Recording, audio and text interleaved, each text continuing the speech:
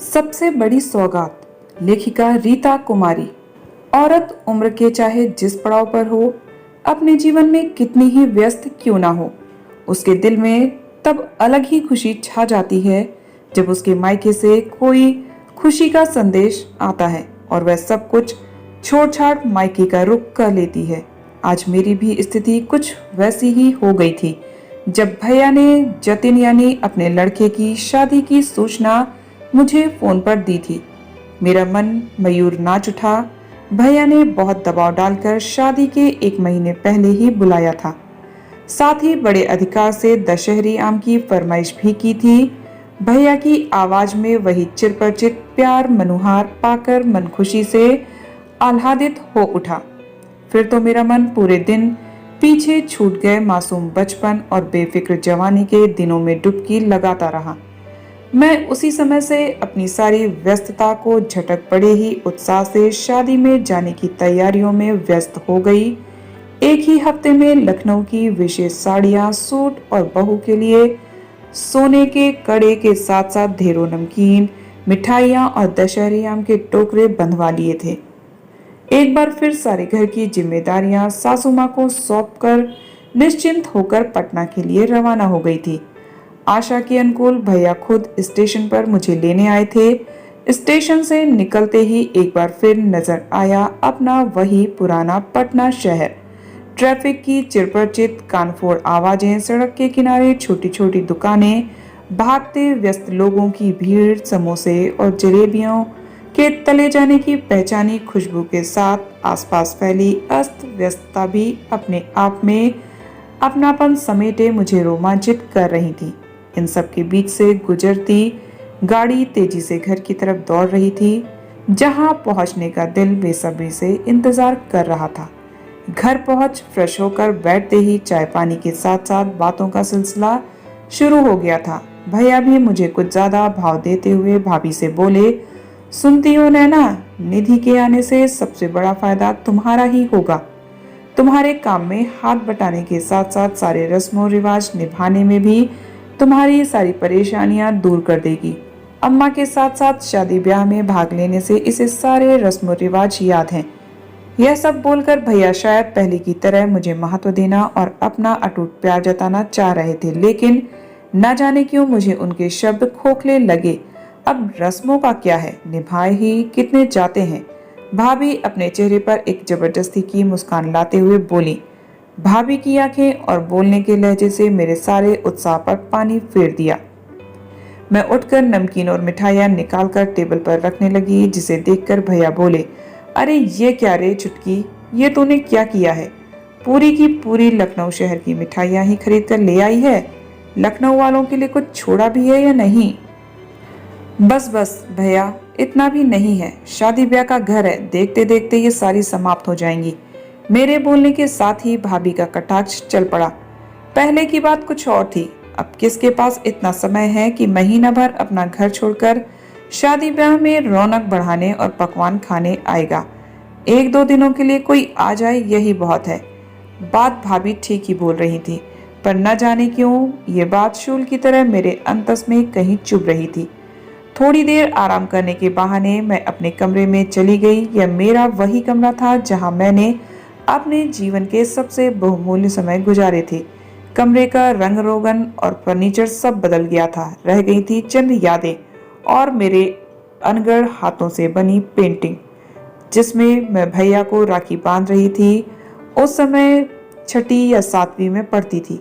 भैया ने बड़े शौक से उस पेंटिंग पर फ्रेमिंग करवाया था। मैं यूं ही कमरे में लेटी यहाँ वहाँ की बातें याद करती रही। रात के समय जब सबके साथ खाने बैठी तो मुझे आशा थी कि भाभी ने भी माँ की तरह ही मेरी पसंद की 1-2 खाने की डिशेस तो अवश्य बनाई होंगी, पर खाना देखते ही सारा उत्साह ठंडा पड़ गया। सूखी रोटी के साथ एक सब्जी और रायता था।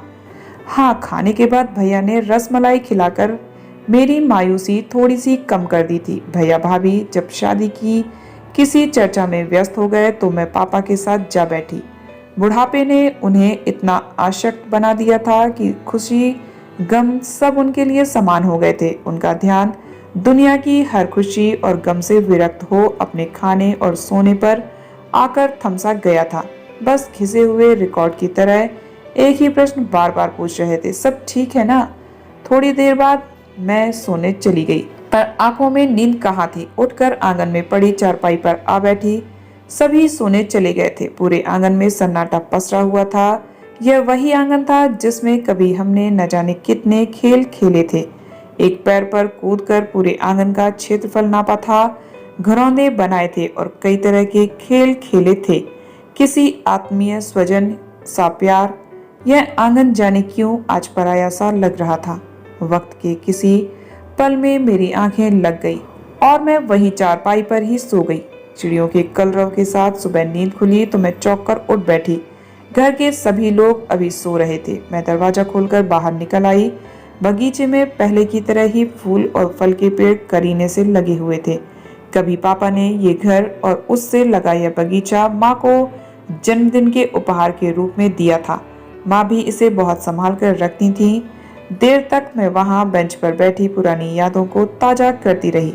मैं टहलकर वापस आई तो सभी लोग चाय समाप्त कर रहे थे। भाभी ने वहीं से आवाज लगाकर शंकर को चाय लाने के लिए बोला, पर वह किसी काम से कहीं चला गया। कुछ देर इंतजार करने के बाद मैं यह सोचकर रसोई घर में चली गई कि अपना घर है, खुद ही बना लूंगी तो क्या होगा। चाय बनाने के लिए जैसे ही चाय की पत्ती को हाथ लगाया था कि शंकर आ गया। आते ही बोला, अरे दीदी, इस डिब्बे से चाय मत बनाइए, इस डिब्बे में सिर्फ साहब और मेम साहब के लिए चाय बनता है, आप दूसरे डिब्बे से बनाइए। इतना बोलकर उसने एक दूसरा डिब्बा थमा दिया। शंकर के इस व्यवहार से मुझे ऐसा लगा कि जैसे किसी ने गर्म सरिया मेरे सीने में उतार दिया हो। फिर भी यह सोचकर कि नौकरों की बातों का क्या, ये होते ही झगड़ा लगाने वाले। मैं गोलदाने की कड़क चाय बनाकर डाइनिंग टेबल पर आ बैठी। तभी कहीं से भाभी भी वहां पर आ गईं। ये क्या निधि जी, आज भी आप गोलदाने वाली चाय पी रही हैं? पहले आप लीफ की चाय के अलावा किसी और चाय को हाथ भी नहीं लगाती थी। लगता है नंदोई जी ने आपकी फितरत ही बदल दी। नखरे तो आज भी मेरे वही हैं भाभी, पर आपके नौकर ने मुझे मेरी औकात बता दी। मैंने भी तरसे नहले पर दहला जड़ दिया। भाभी को वातावरण की गंभीरता समझते देर नहीं लगी। उन्होंने तुरंत शंकर को बुलाकर डांट लगाई और आगे से मुझे लीफ की चाय देने की हिदायत दे दी। नाश्ते के समय मेरे कहने पर भी भाभी मेरे लाए हुए नमकीन और मिठाइयों के प्रति उदासीन बनी रहीं। मैंने एक दो डिब्बे निकालकर डाइनिंग टेबल पर रख दिए। इतने जतन से चुन चुनकर खरीदी गई मिठाइयाँ या तो फ्रिज में पड़ी थी या घर के नौकरों के भोग लग रही थी।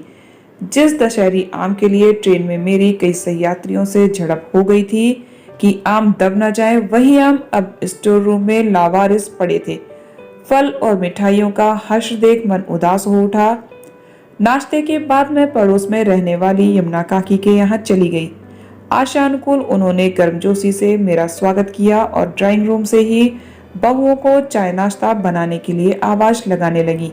मुझे हंसी आ गई। यमुना काकी, आप जरा भी नहीं बदली हैं।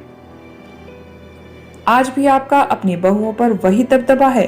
अभी कुछ मत बनवाइए, मैं तुरंत नाश्ता करके आ रही हूँ। अब तो यहाँ लगभग महीना भर रहूंगी, फिर कभी आकर खा लूंगी। वो तो तुम, मुझे मालूम है, इस बार ज्यादा दिनों तक रहोगी। तुम्हारे गोविंद भैया ने बताया था जब वह शेखर से कागज बनवाने के लिए कहने आए थे। यमुना काकी का बड़ा लड़का शेखर वकील है, इसलिए मुझे थोड़ा आश्चर्य हुआ। मैं कुछ पूछती उसके पहले ही वह खुद ही बोली, तुम शायद ऐसा ना करो, लेकिन आजकल तो लड़कियों की प्रवृत्ति हो गई है। ससुराल में चाहे कितनी ही सुखी संपन्न हो, पर मायके की संपत्ति पर उनकी नजरें लगी रहती हैं। बहनें खुलेआम कोर्ट में जाकर अपने हक की बातें कर रही हैं। यह सब देखकर तुम्हारे भैया कागज बनवाने आए थे ताकि तुम या तुम्हारे बच्चे उन्हें कभी भविष्य में कोर्ट में न घसीटो। मुझे लगा अचानक मेरे पांव जैसे किसी दहकते अंगारे पर पड़ गए हों। मैं क्या इतनी पराई हो गई थी कि अब भैया को मुझसे हानि पहुंचने का डर हो गया था? औरों की छोड़ दें तो भी मेरे भैया ने मेरे लिए ऐसा कैसे सोचा? कभी हम दोनों भाई बहनों में इतनी नजदीकियां थीं कि माँ पापा को हम दोनों कोई बात बताएं या ना बताएं एक दूसरे को जरूर बताते थे। भैया अपनी सारी जरूरतों को तिलांजलि दे अपने पॉकेट मनी से मेरी इच्छाओं की पूर्ति करते थे। वहीं भैया मुझसे पूछे बिना बाहर वालों से मिलकर अपनी संपत्ति मुझसे ही सुरक्षित कर रहे हैं। मैं अपने को बहुत छोटा और पराया महसूस करने लगी थी। यह सही है कि भाई बहन के प्रेम को लोग गुजरते समय के साथ नए सिरे से सीमाबद्ध करने लगे हैं। बहन के अधिकारों को लेकर बनाए गए नए कानूनों से इस रिश्ते के असहज और नैसर्गिक रूप को शक के दायरे में लाकर खड़ा कर दिया है, जिसने रेशम के डोर से बंधे इस रिश्ते को भावनाहीन कर दिया है। भैया ने कागजों पर विश्वास किया, मुझ पर नहीं। यह बात मुझे बहुत खल रही थी। पल भर में हम दोनों भाई बहन के बीच एक पथरीली दीवार खड़ी हो गई, जो ऊंची और अगम्य है। उस दिन आहत मन लिए मैं घर लौटी, लेकिन भैया को कुछ भी ना बताया, ना ही कुछ पूछा। जैसे जैसे दिन बीत रहे थे, भैया की व्यस्तता शादी के कारण बढ़ती जा रही थी। फिर भी मुझे लगता था जैसे भैया मुझसे कुछ कहना चाह रहे थे, पर कह नहीं पा रहे थे। शादी बहुत ही धूमधाम से हुई, पर एक फांसी मेरे गले में हमेशा अटकी रही। शादी के बाद सभी रिश्तेदार अपने अपने घर लौटने लगे, तो मैंने भी लौटने की तैयारी शुरू कर दी। मेरे पति अविनाश और बेटा आदित्य एक दिन में ही बारात अटेंड करके लौट गए थे। मैं हिम्मत करके भैया से बोली, भैया मैं कल का टिकट मंगवा रही हूँ वापस जाने के लिए। इतनी भी क्या जल्दी है, 1-2 दिन और बहू के साथ रह लो। सुनिए भैया, मैं जानती हूँ आपको मुझसे कुछ कहना है। इस तरह संकोच करेंगे तो बरसों गुजर जाएंगे और आप अपनी बातें नहीं कह पाएंगे। जतिन, तुम वह फाइल दो जिसमें भैया ने मुझे संपत्ति से बेदखल करने के कागजात रखे हैं। मैं उस पर हस्ताक्षर कर दूं ताकि भैया मेरे जाने के बाद निश्चिंत रहें। मेरी बातें सुन भैया जड़ से हो गए। जतिन वह फाइल ले आया जो भैया के कमरे में रखी हुई थी। रुको जतिन, निधि तू हस्ताक्षर मत कर, मैं ये विचार छोड़ चुका हूँ, वरना तुमसे जरूर बात करता। अचानक भैया के स्वर में आत्मीयता और बेचैनी महसूस कर इतने दिनों से दिल में जमा मलाल पिघलने लगा था। आपको मेरे हस्ताक्षर नहीं चाहिए, पर मुझे हस्ताक्षर करने हैं। न जाने कब अपने शहर की मिट्टी और उसमें बसे अपने घर व संपत्ति का मोह इतना बढ़ जाए कि वह लालच में बदल जाए और जन्म के रिश्ते, प्यार व विश्वास सब शक के घेरे में आ जाएं, जो भाई बहन के रिश्ते को ही बिखेर दें। सच पूछिए तो भैया, कानून ने स्त्रियों को चाहे जितने अधिकार दिए हों, चाहे वो कितनी ही अत्याधुनिक हों, पर स्त्रियां हमेशा प्यार और स्नेह वश अपना हक छोड़ती आई हैं, जिसे कभी उनके कर्तव्य का नाम दिया जाता है, कभी उनका धर्म बताया जाता है। फिर भी स्त्रियां सब सहती हैं, कितने ही दुख झेलती हैं, पर अपने प्यार के रिश्तों पर वार नहीं करती। भाई का रिश्ता भी तो जन्म से जुड़ा प्यार का रिश्ता ही होता है। फिर भला मैं मरते दम तक यह कैसे चाहूंगी कि मेरे भाई की संपत्ति पर कोई लालच भरी नजर डाले, चाहे वह मेरा पति और मेरी संतान ही क्यों ना हो। इसलिए मैं हस्ताक्षर जरूर करूंगी।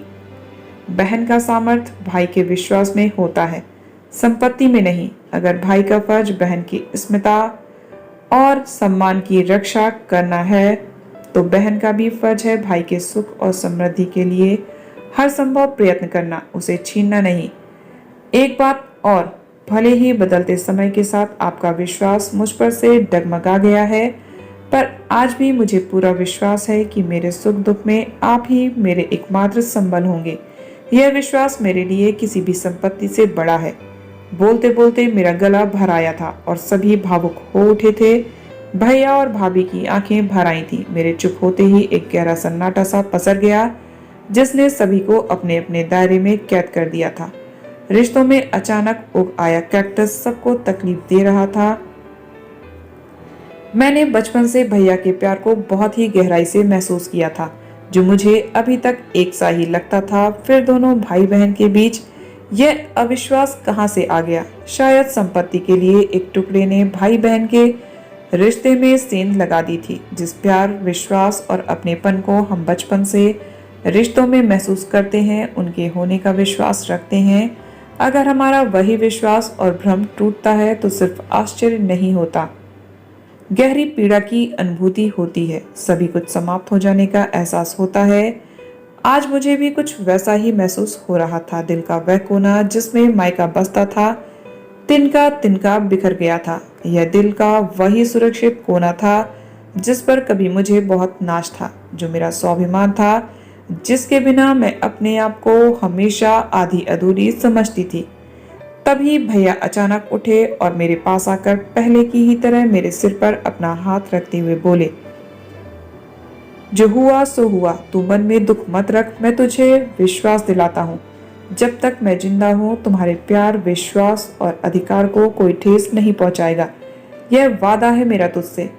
मेरे मुंह से बेसाख्त निकल पड़ा, मुझे सिर्फ प्यार का अधिकार चाहिए, संपत्ति का नहीं। मेरे इतना बोलते ही अचानक सभी की हंसी छूट गई। सभी की खिलखिलाहटों से कमरा गूंज उठा। अब तक बोझिल बना वातावरण काफी हद तक हल्का हो गया था। दूसरे दिन स्टेशन जाने के लिए निकलते समय जब मैं भाभी के पैर छूने के लिए झुकी तो सीने से लगाते हुए उनकी आंखों से अविरल अश्रुधार बह निकली और अचानक माँ की याद ताजा हो गई। भैया और जतिन की आंखें भी भर आई थी। सौम्या ने गले से लिपटकर मुझसे फिर जल्दी आने का आग्रह किया तो दिल का कोना कोना प्यार से सराबोर हो गया। मन में जमा अब तक का सारा क्लेश धुल गया। इस भावभीनी विदाई के प्रवाह में सारे गिले शिकवे मिट गए और रह गया एक सुखद तृप्ति का एहसास, जो मायके की सबसे बड़ी सौगात थी। तो दोस्तों, आपको ये कहानी कैसी लगी कमेंट करके जरूर बताइएगा। मनोरंजन से भरी ढेर सारी कहानियों के लिए चैनल को सब्सक्राइब जरूर कर लीजिएगा। मिलते हैं नेक्स्ट वीडियो में एक और नई कहानी के साथ। तब तक आप सब हंसते रहिए, मुस्कुराते रहिए, खुश रहिए। Bye bye, take care.